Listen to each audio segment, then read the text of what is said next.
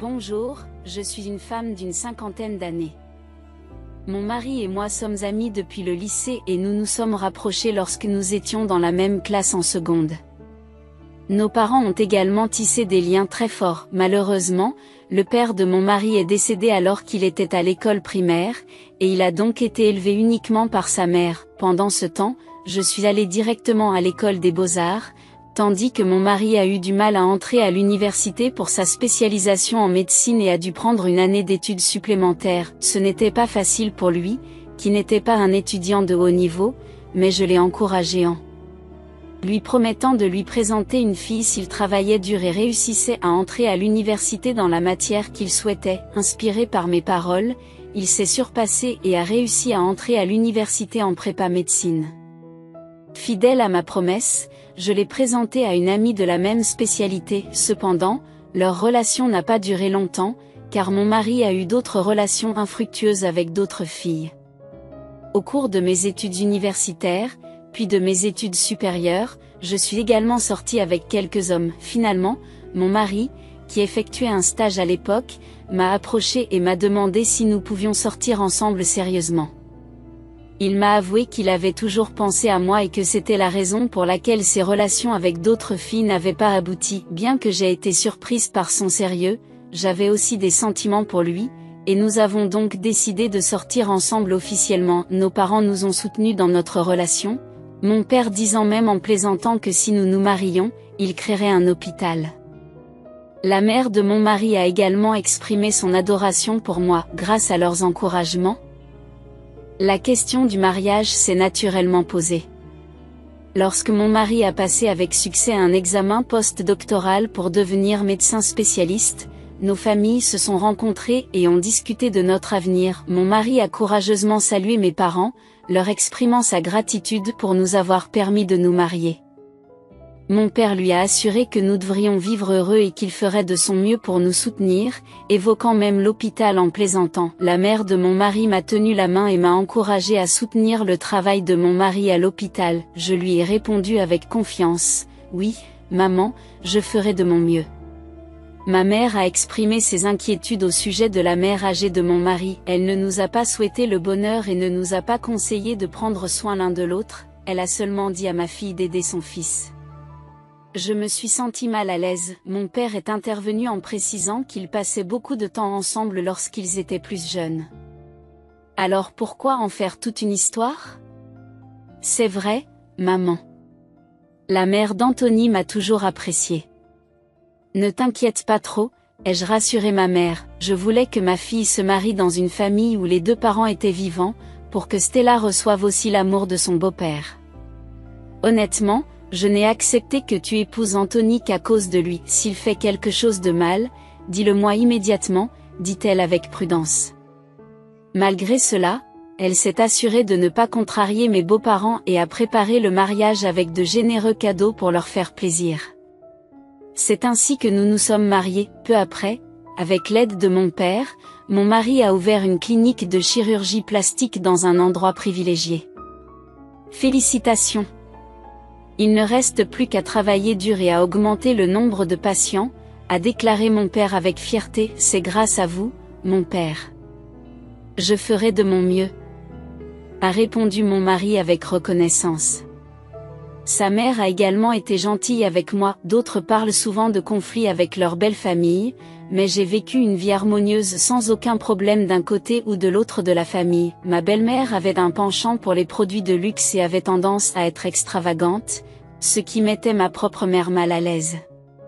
Heureusement, cela n'a jamais dégénéré en problème important. Ma mère a simplement supposé que ma belle-mère était comme ça et s'est accommodée de ces conversations sur les achats de produits de luxe et les voyages à l'étranger. Une fois, nous étions tous les trois au restaurant lorsque ma belle-mère a évoqué son désir de partir en Europe avec ses amis. Cependant, le coût s'est avéré beaucoup plus élevé que prévu. Avez-vous vérifié auprès d'une agence de voyage? Je pense que vous pourriez trouver une option moins chère si vous cherchiez plus attentivement. L'économie n'est pas très bonne en ce moment et de nombreux hôpitaux sont en difficulté. Il serait bon d'économiser de l'argent pour l'avenir, ai-je suggéré. Ma belle-mère s'est offusquée, pensant que je l'accusais de dépenser de l'argent inconsidérément. Moi aussi, j'ai tout examiné et j'ai pris une décision. Parfois, je trouve que tu t'inquiètes trop quand tu me vois, a-t-elle répondu sur la défensive. J'apprécierais que tu t'abstiennes de trop t'impliquer dans nos affaires familiales. Je comprends que j'utilise l'argent durement gagné par mon fils, mais votre ingérence devient excessive, a-t-elle exprimé son mécontentement. En réponse, ma mère s'est excusée en disant « Je suis désolée si j'ai été perçue de cette façon. Mon intention était bonne, s'il vous plaît, ne le prenez pas trop à cœur. » Elle s'est excusée auprès de ma belle-mère. J'ai réfléchi à ce qui se passerait si elle finissait par se disputer et que je me retrouvais au milieu d'elle. Heureusement, la réunion s'est terminée sur une note positive et elles se sont quittées en souriant. Cependant, depuis ce jour, nous n'avons plus eu de telles rencontres. Ma mère a fait remarquer que la personnalité de ma belle-mère était très différente de la sienne et qu'il valait mieux ne pas la rencontrer trop souvent. En général, les beaux-parents ne devraient pas être trop impliqués, mais nous avons eu des contacts assez fréquents.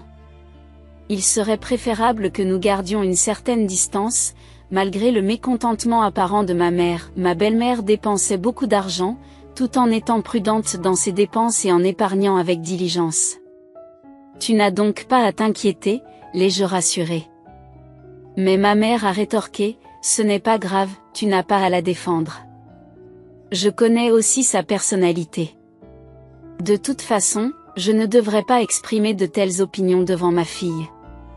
À partir de maintenant, je ne dirai plus rien. Au fur et à mesure que ma mère exprimait ses inquiétudes, il est apparu qu'il y avait de nombreuses nouvelles cliniques de chirurgie plastique, ce qui affectait également l'hôpital de mon mari. De plus, mon mari n'a pas bien géré l'opération du nez d'une patiente, ce qui a causé un problème. Je me suis également inquiétée à ce sujet. Lorsque ma belle-mère m'a appelée, elle m'a demandé « Stella, est-il possible de demander une aide financière à ton père ?»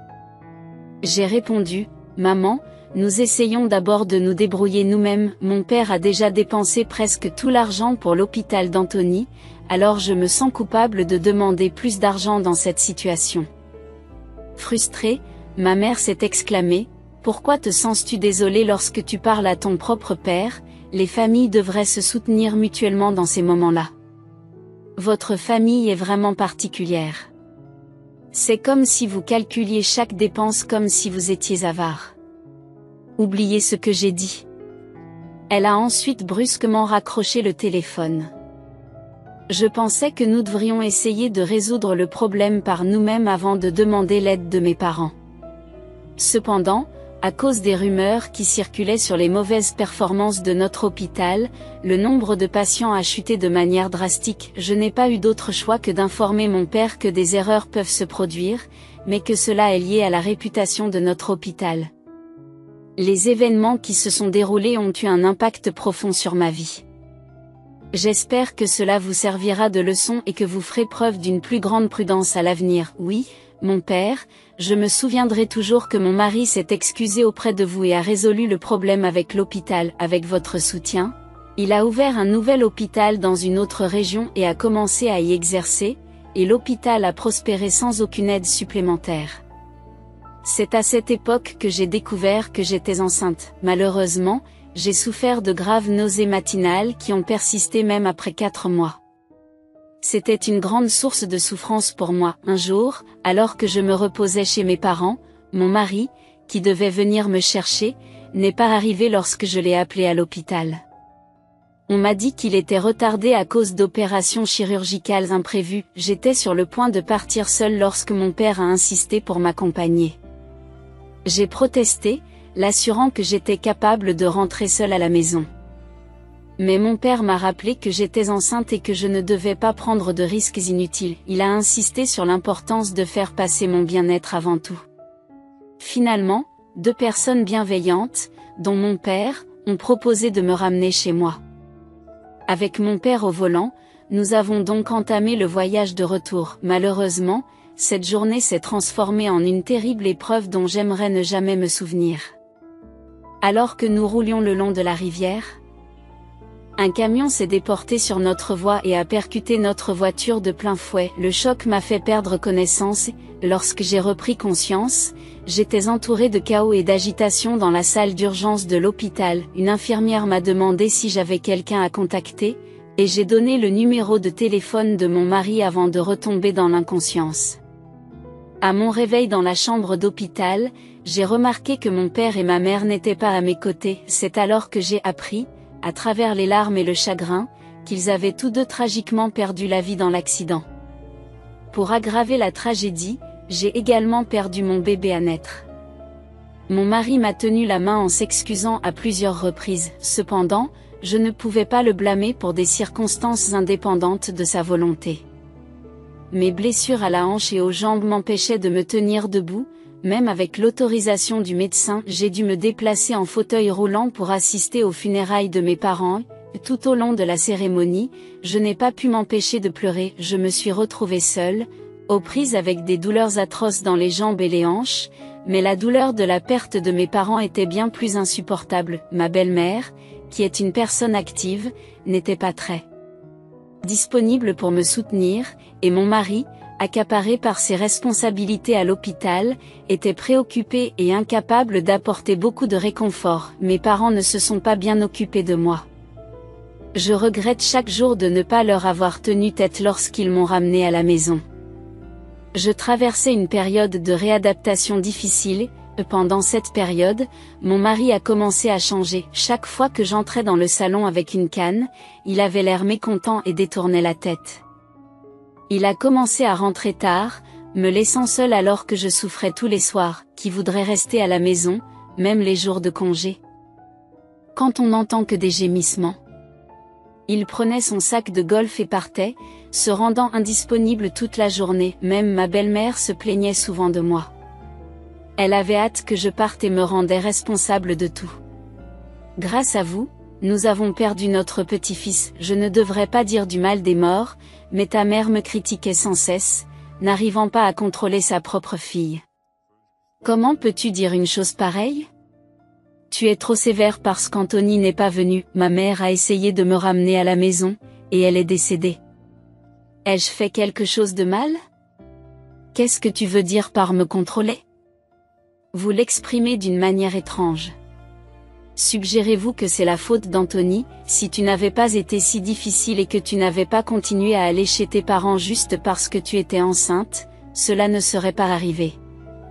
Alors pourquoi blâmer mon fils? Tu es une personne horrible. J'ai supporté tout ce temps sans dire un mot. Ta famille a toujours blâmé les autres simplement parce qu'ils avaient de l'argent, se croyant supérieurs et manquant de bonnes manières.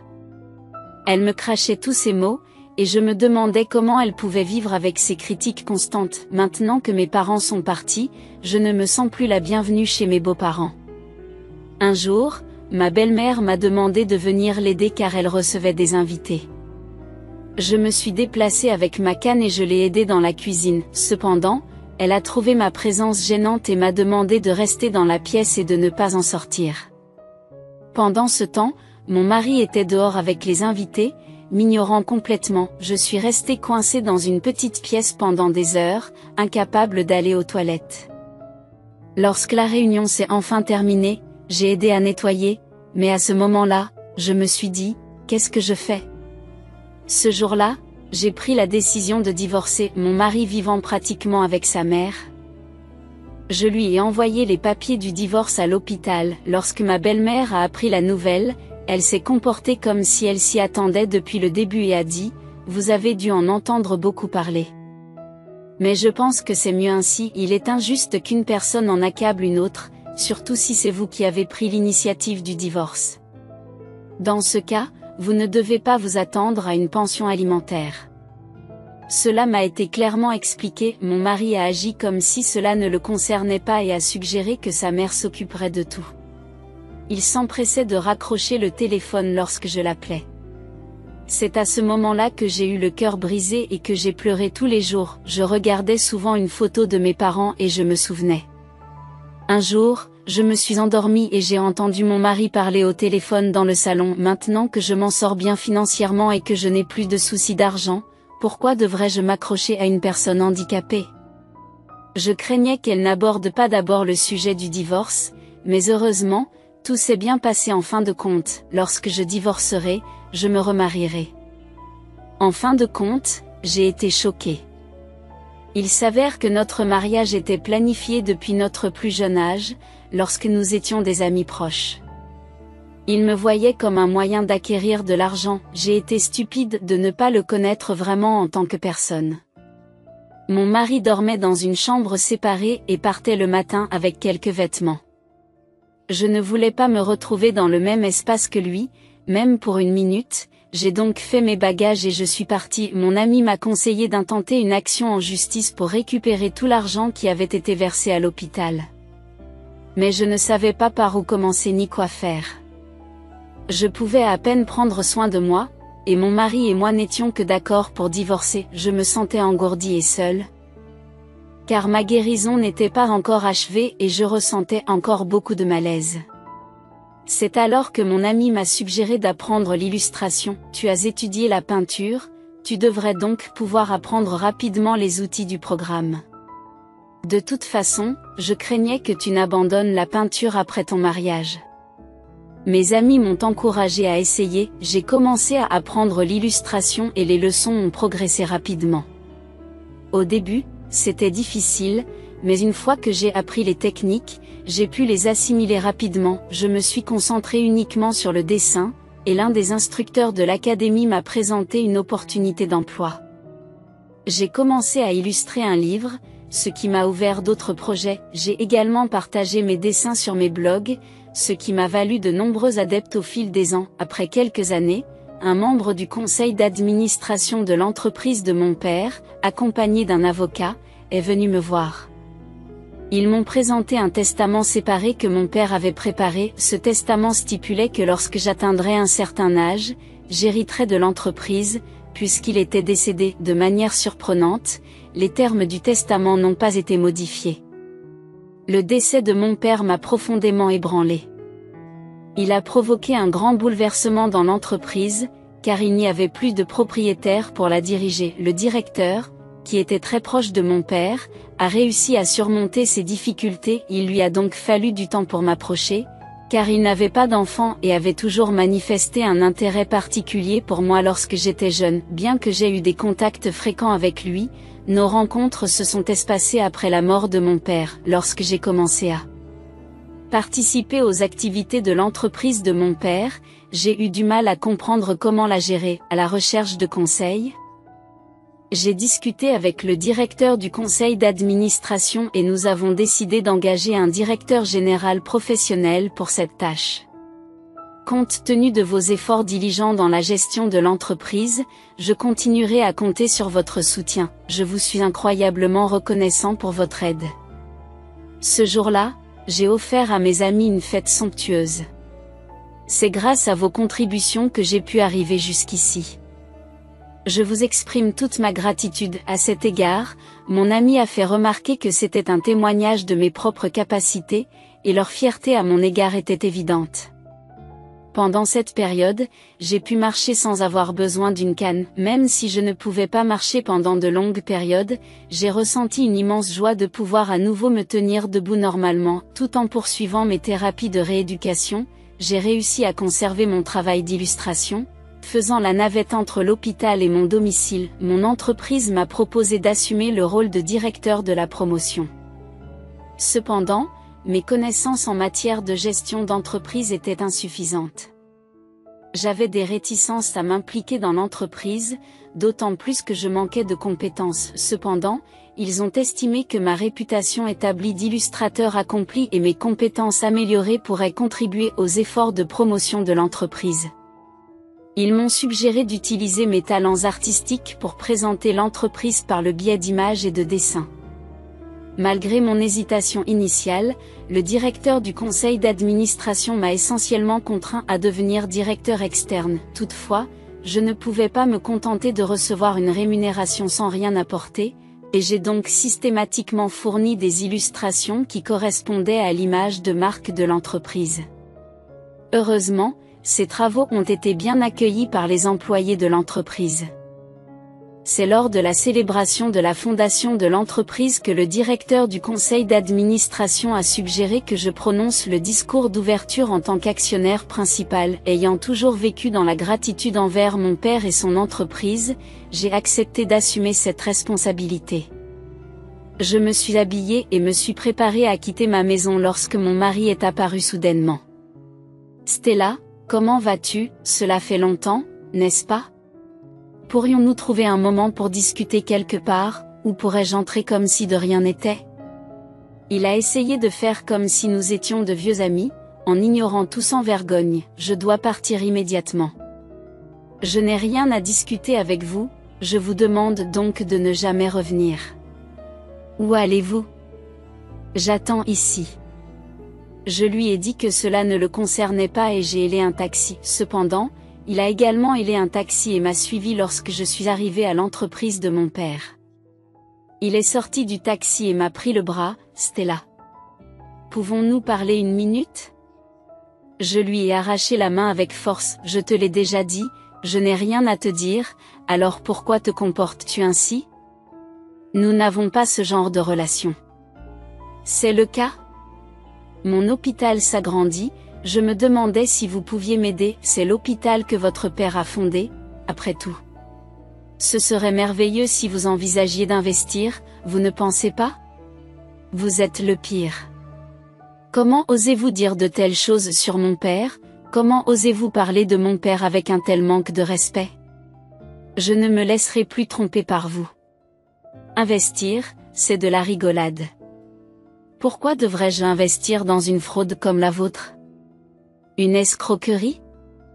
N'êtes-vous pas trop sévère? À qui la faute si vos parents sont morts dans cet accident? Quand il a dit ça, je l'ai frappé à la tête avec mon sac à main. Espèce de salaud. Je me suis abstenue de dire quoi que ce soit à ce sujet pendant toutes les années où nous avons été ensemble. Comment oses-tu évoquer cet accident? Tu prétends que tu n'as pas été fourbe depuis le début, tu t'es lié d'amitié avec moi uniquement pour la richesse de ma famille, et quand l'hôpital a commencé à réussir et que je ne pouvais plus marcher correctement à cause de l'accident, tu as conspiré avec ta mère pour me faire souffrir et me forcer à vivre une vie de misère. Tout cela a été orchestré par toi. Tu as englouti l'hôpital et tu m'as laissé sans rien, et pourtant tu ne te considères pas comme un imposteur.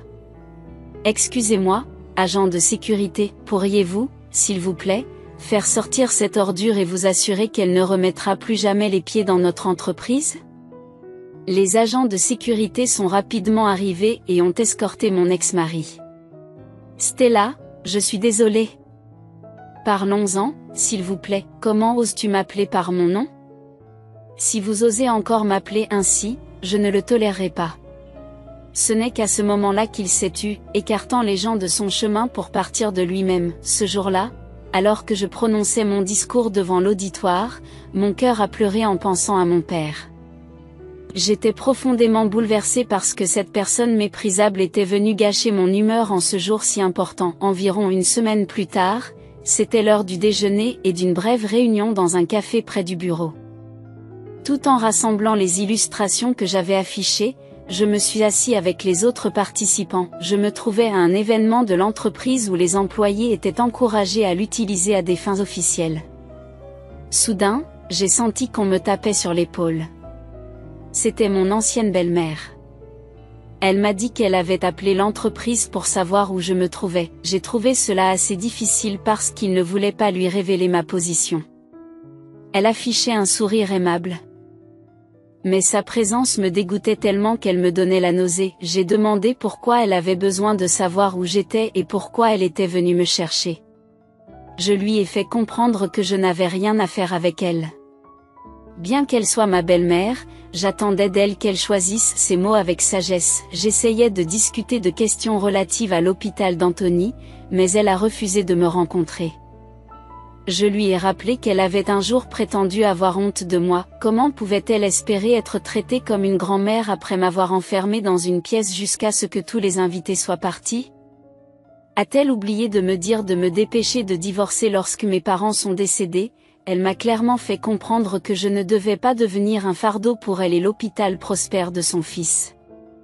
Alors pourquoi était-elle ici maintenant, en train de discuter avec moi de l'hôpital de son fils, je lui ai crié dessus, ce qui a amené mes employés à chuchoter et à regarder mon ex-belle-mère. Elle a persisté et m'a supplié de l'aider avec l'hôpital d'Antony, en me demandant une aide financière ou toute autre forme de soutien. À ce moment-là, le chef d'équipe s'est levé et a suggéré qu'elle était trop exigeante, étant donné qu'elle est maintenant divorcée et qu'elle n'a aucun lien de parenté avec nous. Il lui a gentiment demandé de ne pas perturber notre réunion et de partir. En entendant cela, mon ex-belle-mère est devenue furieuse. Elle m'a demandé à qui je pensais m'adresser et m'a rappelé qu'elle était la mère du directeur de l'hôpital Restart Plastic Surgery. L'un des employés est intervenu, mentionnant la récente controverse autour de l'hôpital concernant les fautes médicales. Toutes les personnes présentes semblaient au courant de la situation et ont tourné leur attention vers mon ex-belle-mère. Désespérée, elle m'a attrapée et m'a supplié de l'aider une fois de plus, me rappelant à quel point je l'avais bien aidée dans le passé. Elle m'a averti de ne pas la mettre davantage en danger, me menaçant de dévoiler tout ce que l'hôpital possédait si je m'opposais à elle. Elle a laissé entendre qu'elle avait le pouvoir de dénoncer tout acte répréhensible au sein de l'hôpital. Finalement, elle a dû partir lorsqu'il a été révélé qu'elle avait récemment subi une opération bâclée par un médecin non qualifié. En conséquence, la patiente a cessé de se rendre à l'hôpital et a intenté une action en justice afin de couvrir les frais liés au procès. J'ai eu besoin d'une aide financière. En outre, mon ex-mari a mis fin à sa relation avec la femme avec laquelle il s'était remarié. En raison de la perte de son autorisation d'exercer la médecine, il semblait tenir un petit magasin à la campagne avec sa mère. Malgré les visites occasionnelles de cette dernière, j'ai obtenu une ordonnance restrictive, ce qui a eu pour conséquence l'absence d'interaction avec l'un ou l'autre d'entre eux. Après avoir connu très jeune des difficultés liées à l'argent, je souhaite aujourd'hui mener une vie confortable sans me lier à ces personnes. Cela m'a amené à réfléchir profondément à la signification de l'argent. Je me suis rendu compte que j'ai eu la chance d'être soutenu par mes parents dans le passé, et j'ai l'intention d'aborder la vie avec une plus grande attention. Alors que j'écris ces mots, mes parents me manquent encore plus aujourd'hui. J'exprime ma sincère gratitude à ceux qui ont pris le temps de lire mes pensées hâtives. J'espère sincèrement que vous mènerez tous une vie saine et joyeuse. Joignez-vous à moi pour souhaiter mon bien-être et n'hésitez pas à partager vos sages réflexions dans la section des commentaires. Votre soutien, par le biais de likes et d'abonnements, signifierait beaucoup pour moi. Je vous souhaite à tous une excellente journée.